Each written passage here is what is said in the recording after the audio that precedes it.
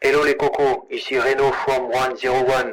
Aujourd'hui nous allons voir ensemble toute une flopée de références musicales que l'on pourra retrouver dans beaucoup de titres de mission dans Cyberpunk 2077. Je m'en doutais un peu, mais en faisant mes recherches, cela m'a confirmé que les devs qui ont travaillé sur ce titre ont vraiment de la pop culture, c'est indéniable. De plus, là je vais me concentrer seulement sur leurs connaissances musicales, mais vous n'êtes pas sans savoir qu'il y a plein d'autres références, notamment à des films, des séries, des bouquins ou encore d'autres jeux vidéo. C'est incroyable et passionnant. Lorsque tu fais la somme de tout ceci, de l'histoire et de l'univers, tu peux aisément comprendre que le jeu a été développé sur plusieurs années. Ça représente un travail titanesque, rien qu'en pré-prod, on est loin d'imaginer. Bref, commençons. Sweet Dreams de Rhythmix, Marilyn Manson. Encore un morceau exceptionnellement mythique, et ce dès la première version en 1983. Et ensuite, le grand Marilyn Manson y a fourré son nez et a totalement sublimé cette chanson, comme toutes les reprises qu'il a fait d'ailleurs. Tomorrow Never Knows des Beatles et Phil Collins. Chaque chanson des Beatles est une surprise musicale de par sa technique et son inventivité. Sans eux, beaucoup de groupes n'existeraient pas, et Phil Collins l'a bien compris en s'attaquant à ce titre. Talking About a Revolution de Tracy Chapman.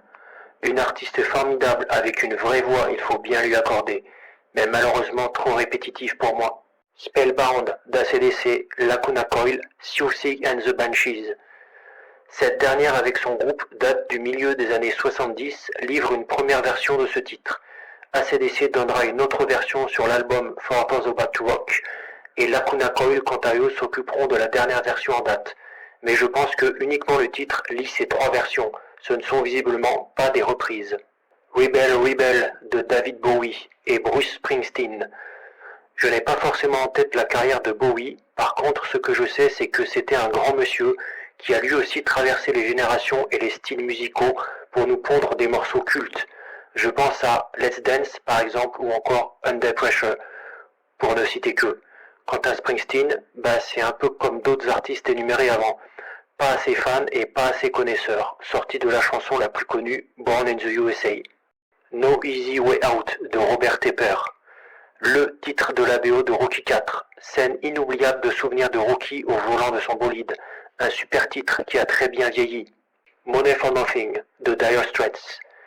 Est-ce que c'est la peine de parler de cette chanson?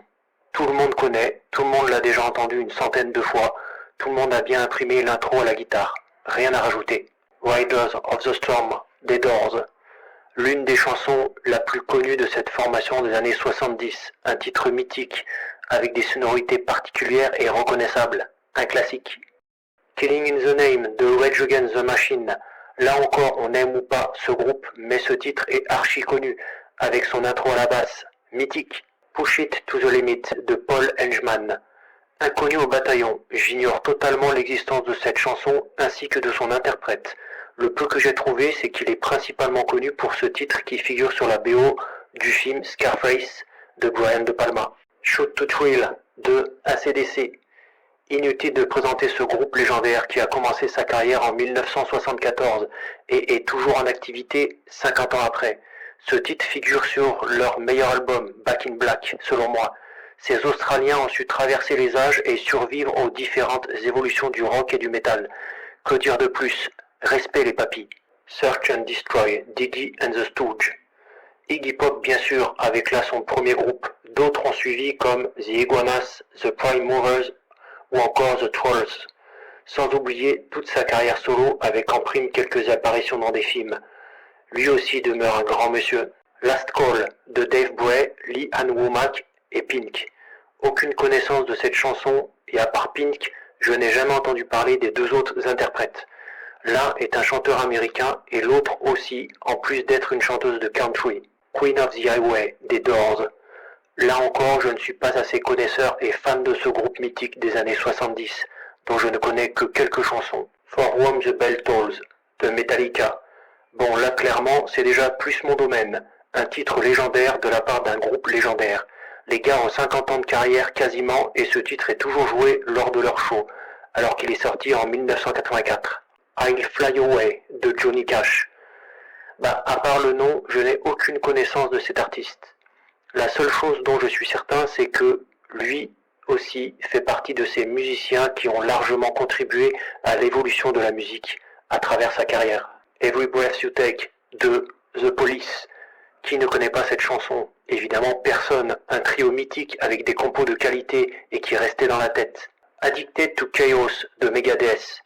Pour les personnes qui l'ignorent, c'est l'un des plus grands groupes de thrash metal. Ils ont débuté dès le début des années 80 en même temps que Metallica, Slayer, Testament ou encore Exodus.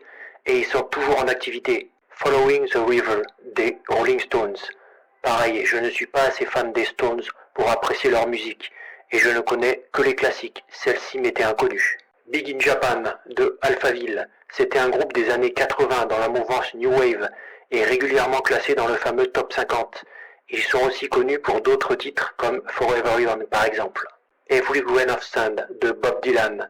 Alors perso, je ne connais pas plus que ça la carrière de Bob Dylan, mais je sais que c'est un grand musicien qui a influencé nombre de musiciens actuels et ce dans beaucoup de genres. Love Like Fire de Génération X, Billy Idol.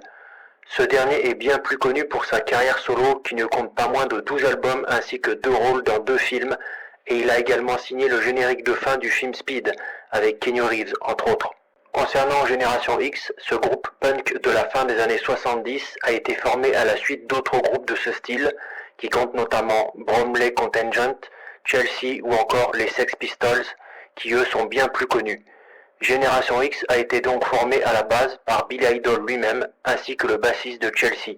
Aujourd'hui, notre musicien anglais, après des passages à vide difficiles et des tentatives de retour, a quand même sorti un EP en 2022, mais depuis, plus rien. Il faut noter aussi un fait important le concernant. En effet, James Cameron himself lui avait écrit le rôle du T-1000 pour Terminator 2, mais peu de temps avant le tournage, Billy Idol eut un accident de moto avec incapacité durant 6 mois. Et quand on voit le succès qu'a eu ce chef-d'œuvre de Cameron, on peut largement penser que le pauvre n'a pas eu de chance. Knocking on Heaven's Door des Guns N' Roses.